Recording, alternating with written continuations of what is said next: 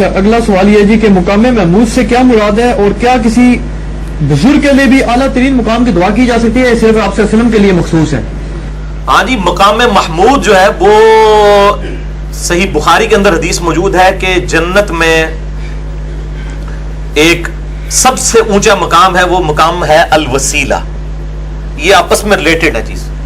مقام محمود کا ذکر سورہ بنی اسرائیل میں ہے، عسیٰ ان یبعثک ربک مقاما محمودا. اے محبوب صلی اللہ علیہ وآلہ وسلم، قریب ہے کہ آپ کا رب آپ کو ایسی جگہ پر کھڑا کرے گا قیامت کے دن کہ ہر شخص آپ کی حمد بیان کرے گا. محمود کہتے ہیں جس کی حمد کی جائے. نبی صلی اللہ علیہ وسلم کی لوگ حمد کریں گے کہ یار یہ کتنی اونچی ہستی ہیں کہ ان کے ذریعے اللہ تعالیٰ شفاعت، اللہ نے اذن تو اللہ نے دینا ہے اور اللہ نے ہی ڈکلیئر کرنا کس کی شفاعت کرنی ہے، لیکن مہمان خصوصی آن دا ڈے آف ججمنٹ ہمارے محبوب صلی اللہ علیہ وآلہ وسلم کی مبارک ذات ہے. ہر ایک ان کی تعریف کرے گا. یہ مقام محمود ہے، اس کی ہم دعا کرتے ہیں. صحیح بخاری میں حدیث ہے، جو اذان کا جواب دے، بخاری مسلم دونوں میں ہے، بخاری میں اس کے کچھ حصہ ہے، کچھ مسلم کے اندر ہے، جو اذان کا جواب دے یعنی وہی الفاظ ریپیٹ کرے، حی علی الصلاۃ حی علی الفلاح لا حول ولا قوۃ الا باللہ کہے، یا انہی الفاظ کو ریپیٹ کر لے، حی علی الصلاۃ حی علی الفلاح. اس کے بعد درود شریف پڑھے اور پھر اللہ کے حضور میرے لیے الوسیلہ کی دعا کرے تو میری شفاعت اس کے لیے حلال ہو جائے گی. مقام محمود کی ہم اس میں دعا کرتے ہیں. اللہم رب هذه الدعوة التامة والصلاة القائمة آت محمدا الوسیلة والفضیلة وابعثه مقاما محمودا الذي وعدته. بخاری میں اتنا ہی ہے، اور سنن کبری البیہقی میں آگے الفاظ ہیں انک لا تخلف المیعاد. باقی جو الفاظ ہیں یہ فیبریکیٹڈ ہیں. مقام محمود وہ مقام ہے، اور پھر الوسیلہ بھی ہے. الوسیلہ جنت میں ایک مقام ہے جو اللہ تعالیٰ اس کائنات میں ایک شخص کو دے گا، اور نبی علیہ السلام کہتے ہیں، بخاری مسلم کی حدیث ہے، میں اللہ سے امید کرتا ہوں کہ وہ شخص میں ہوں گا. یہ آپ نے عاجزی کے طور پہ بات کی ہے، ورنہ ڈیفینیٹلی آپ ہی ہیں. اچھا، اس میں سوال بھی پیدا ہوتا ہے کہ جب مقام وسیلہ اور مقام محمود قرآن نے ڈکلیئر کر دیا ہے کہ نبی علیہ السلام کو ملنا ہے، پھر ہم دعا کیوں کرتے ہیں؟ ہماری دعا کی نہ کی برابر ہے؟ یہ سوال ہوتا ہے نا. تو اس کا جواب یہ ہے کہ بیسیکلی اللہ تعالیٰ کو خوشی محسوس ہوتی ہے کہ کوئی اللہ تعالیٰ سے اس کے محبوب کے لیے مانگے، چاہے کسی ایسی چیز کے لیے مانگے جو اس نے عطا فرمائی ہے، کیونکہ وہ اپنے محبوب کو دیکھتا ہے. جیسا کہ درود شریف ہے، اللہ کا درود بھیجنا ہی کافی ہے، لیکن اللہ تعالیٰ فرماتا ہے ان اللہ وملائکتہ یصلون علی النبی یا ایھا الذین آمنوا صلوا علیہ وسلموا تسلیما اللہم صل علی محمد وعلی آل محمد. اب یہ کتنا زبردست، یعنی تم بھی درود بھیجو اور خوب سلام بھیجو. تو اللہ تعالیٰ اس چیز کو یعنی محبوب رکھتا ہے، اور اس کو بغیر ریزیمبلنس کے دنیا میں بھی میں آپ کو ایک مثال دیتا ہوں، اس سے کمپیئر نہ کیجیے گا. یعنی اگر کسی شخص نے آپ سے بھیک مانگنی ہے نا، تو آپ کو کیا کہتا ہے؟ تیرے بچے دی خیر ہوئے، آپ کے بچے جیتے رہے، ٹھیک ہے. وہ بچوں کو دعا دیتا ہے کیونکہ تاکہ آپ کے دل میں خوشی آئے اس کے لیے. اللہ کو بھی یہ نرمی اور خوشی محسوس ہوتی ہے کہ اس کے محبوب صلی اللہ علیہ وآلہ وسلم کا کوئی ذکر کرے کہ اس کے ذریعے سے اس کی طرف متوجہ ہو کہ اے اللہ تو اپنے نبی کو یہ شان عطا فرما، حالانکہ پہلے دے چکا ہے. اور اس حدیث کو میں نے یعنی اس کو میں نے نام دیا ہے شفاعت رسول حاصل کرنے کا نسخہ. اذان کا جواب اور درود شریف اور الوسیلہ والی دعا. انہیں تو تسی یہ پوچھو گے کدی اذان کا جواب دینا تے کدی نہیں دینا، اے بھی لوگ پوچھ لیتے ہیں جناب. ہے سوال ٹھیک ہے، میری چھٹی اس دیکھی تسی بھائی اذان جو بھی دے. عبداللہ بن عمر کا فتویٰ بتا دیا سنن کبری البیہقی سے 5088 نمبر. شیخ زبیر صاحب نے مقالات کی پہلی جلد میں صحیح کہا کہ وہ کہتے تھے جب تک حی علی الصلاح حی علی الفلاح خوارج اور خبشیہ کہیں گے، ہم ان کی اذانوں کے جواب بھی دیں گے، ان کے سلام کا جواب بھی دیں گے. تو بھائی اذان کسی کی بھی ہو، میرے رب کا نام لیا جا رہا ہے، میرے محبوب کا نام لیا جا رہا ہے صلی اللہ علیہ وآلہ وسلم، اذانوں کا جواب دیں گے. اور تمام اذانوں کا جواب دینا ضروری نہیں، کسی ایک اذان کا بھی جواب دے لے تو وہ کافی ہے. اور یہ بھی اذان کا جواب دینا بھی واجب نہیں ہے، یعنی مستحب اور سنت ہے. اگر کوئی نہیں بھی دیتا گناہگار نہیں. مسئلہ نمبر 50 میرا ریکارڈڈ ہے اذان کے فقہی احکام و مسائل پہ، اقامت کے اوپر بھی جانا. یہ درود اور سلام میں ایک تو یہ کہ امپورٹنس کس چیز کی زیادہ ہے، اور نماز میں جو تشہد کی حالت ہوتی ہے اس میں اگر تحیات چھوٹ جائے یا درود چھوٹ جائے تو نماز فاسد ہو جاتی ہے. شاہ جی یہ سوال آپ کاش مقام محمود والے سوال کے ساتھ کرتے ہیں نا تو اس کا رب بھی بنتا. میرا اس وقت دل میں آیا تھا میں درود و سلام والا. درود اور سلام بیسیکلی یہ اسی طریقے سے ہے جیسے ہم اردو میں لفظ بولتے ہیں نا خوش و خرم.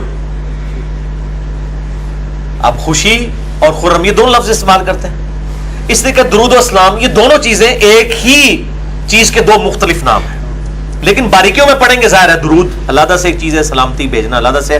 درود دعائے رحمت ہے، اور دعائے رحمت جب کس کے لیے کر رہے ہیں آپ، اس کے لیے سلامتی کی دعا ہو رہی ہے. جب اللہ کی رحمت ہوگی سلامتی میں آ جائے گا. الفاظ دو الگ سے ہیں. یہ جو بریلویوں نے اس معاملے میں ایک ڈکوسلا مچایا ہوا، کہتے ہیں درود ابراہیمی ناقص ہے. مفتی احمد خان نعیمی صاحب نے سورۃ الکہف کی تفسیر میں تفسیر نعیمی میں لکھا ہے درود ابراہیمی ناقص ہے، اور یہاں تک لکھا ہے کہ درود ابراہیمی پڑھنا گناہ ہے. اور لکھا ہے کہ یہ بعض ہمارے پیر بھی دیکھا دیکھی درود ابراہیمی تعلیم کر رہے ہیں، وہابیوں کو دیکھا دیکھی، یہ تو گناہ ہے کیونکہ یہ ناقص ہے. قرآن میں حکم ہے درود اور سلام بھیجو.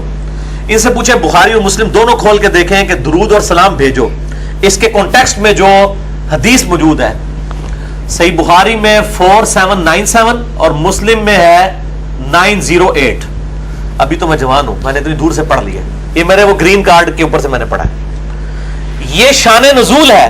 ان اللہ و ملائکتہ یصلون علی النبی جب نازل ہوئی، صحابہ نے کہا ہم نے سلام تو سیکھ لیا، ہمیں درود سکھائیں.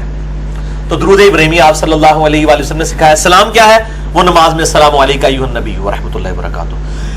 صحیح مسلم حدیث ہے جو ایک بار مجھ پہ درود پڑھے اللہ 10 دفعہ رحمت نازل فرمائے گا، 10 گناہ اس کے معاف کر دے گا، 10 درجات بلند کرے گا. اس میں سلام کا ذکر ہی نہیں ہے.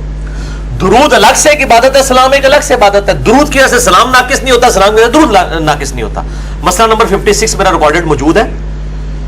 درود و اسلام ایک دوسرے کے ایکویلنٹ ورڈ ہیں، دونوں استعمال ہو سکتے ہیں. نماز کے تشہد میں ہمارے نزدیک تو امام شافعی رحمہ اللہ تعالیٰ کا موقف مضبوط ہے کہ جو نماز میں درود شریف نہیں پڑھتا اس کی نماز ناقص ہے.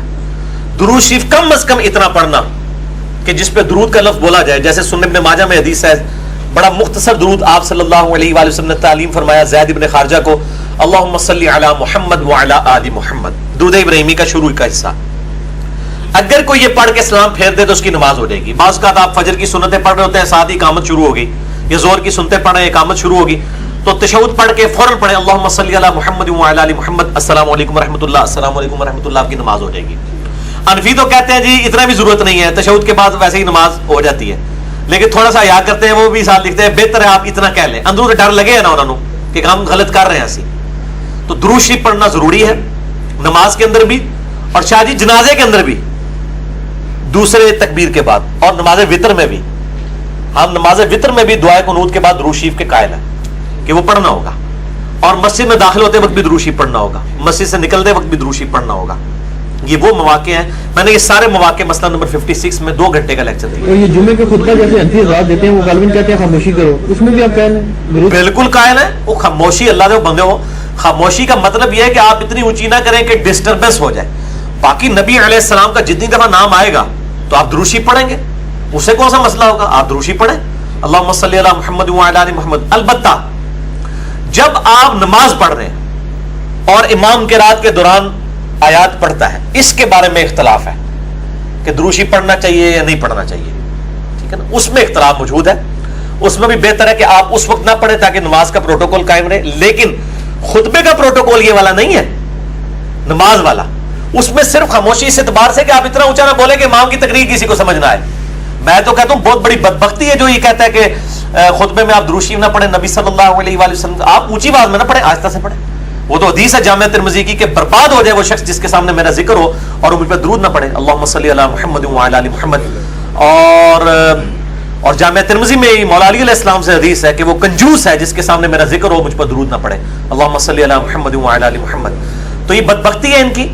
اور یہ لوگ مطلب ان کا تو یہ حال ہے، یہ کہتے ہیں جی آپ سنتوں کی 4 رکھتے ہیں یا فرائض کی 4 رکھتے ہیں نا، ان میں دوسری رکعت میں اگر درود شریف بھول کے بھی پڑھ لینا تو سیدہ صاحب آپ پہ واجب ہو جائے گا. جبکہ ہم مسند احمد سے ثابت کرتے ہیں کہ یہ صرف جواز ہے کہ تشہد کے بعد کھڑے ہو جائیں. سنن نسائی سے مسند احمد میں ثابت ہے کہ آپ تشہد میں درود شریف دوسری رکعت میں بھی پڑھ سکتے ہیں، فرضوں کی بھی اور سنتوں کی بھی. یہ افضل ہے. اگر کوئی اس کے بغیر اٹھتا ہے تب بھی جائز ہے، کوئی سیدہ صاحب واجب نہیں ہوتا. اور پھر یہ انہوں نے دیکھے خواب گھڑے ہوئے ہیں، کہتے ہیں جی امام حنیفہ کو نبی علیہ السلام کی زیارت ہوئی، نبی صلی اللہ علیہ وسلم فرمایا کہ نعمان، یہ ابو حنیفہ کا نام تھا رحمہ اللہ تعالی، تو نے میرے پہ درود شریف پڑھنے والے پر جو ہے وہ واجب کر دیا ہے سجدہ صاحب. تو انہوں نے کہا یا رسول اللہ میں نے تو اس پر واجب کیا ہے جو بھول کر درود پڑھے، غافل ہو کر. اس نے بھول کے پڑھا نا، اس کو تو کھڑا ہونا تھا. تو کہتے ہیں نبی صلی اللہ علیہ وسلم بڑے خوش ہوئے. اچھا ایک گل کا جواب دے کے امام حنیفہ رحمہ اللہ منو تے خوش نہیں کر سکتے، نبی علیہ السلام کو کتوں خوش کر لیا. اس کا میرا اگلا جواب یہ ہے کہ امام حنیفہ رحمہ اللہ کی طرف منسوب فقہ کا یہ مسئلہ ہے کہ ایسا کام جو بھول کے کرنے سے سجدہ سہو واجب ہو جائے، شاہ جی غور سے سننا ہے، ایسا کام جو بھول کے کرنے سے سجدہ سہو واجب ہو جائے، وہ اگر جان بوجھ کے کوئی کرے تو اس کی نماز ہی نہیں ہوگی، مکروہ تحریمی واجب الادا ہے۔